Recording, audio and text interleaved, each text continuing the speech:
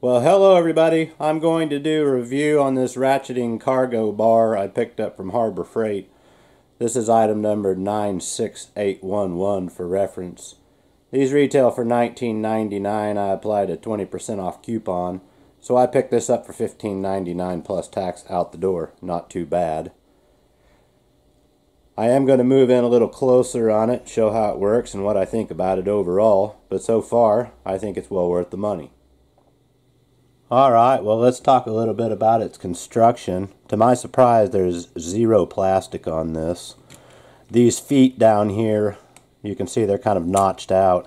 It's actually, this whole plate right here comes out to the end, and this rubber is over molded over a steel plate, so that's actually pretty nice. They do swivel around, they're spring loaded to kind of come back to their original position. The only other part that's rubber on it would be this handle right here, over molded as well. But in essence, this is a rack and pinion type setup. They are incorrect in the manual on how you would actually operate this, so I'm going to go ahead and go through it anyway. First and foremost, this is down in the locked position. You would pull this back right here and raise it up.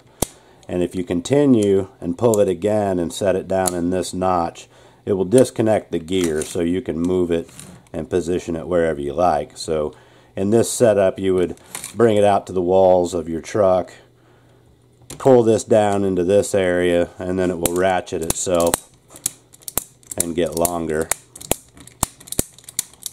You don't want to go too heavy on it, just enough to hold it. And then once you get it tightened up to where you like it, pull this again and set it down into this lock position. And it should stay put. I intend to just leave this in the back of my truck so it will be exposed to the weather. I just want to note that the main shaft down here is like a hammer tone paint. But everything else does appear to have some form of a coating on it. It's plated in some manner, zinc, maybe some cadmium, who knows. They claim it extends collapsed from 40 to 70 inches. I measured it out collapsed. It's really about 39 1/8 from end to end. And fully extended, you might be able to squeeze about 70.5 to 70 3/4, but 3/4 is kind of pressing it. This is a quick shot of the back of my truck. I've got a drop-in plastic shell bed liner, so I'm kind of limited on where I can put it. I can put it right over there, I can put it right here, and I can also wedge it against the wheel welds down here if I chose to, but that's just something to keep in mind. If you've got a spray-in bed liner, it may not be that big of an issue, but you kind of need to know where you can put it, as well as make sure that it will span the width of your truck. This will more than likely be where mine rides most of the time. Just bring it into place.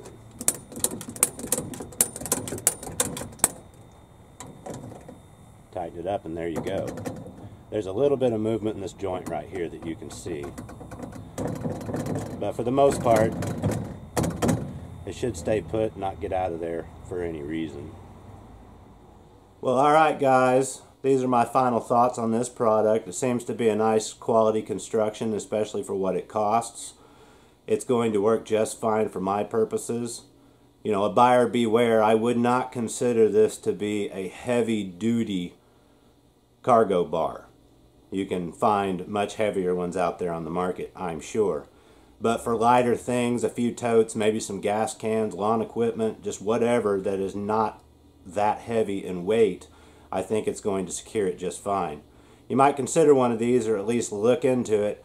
Thanks for watching, guys, and good luck.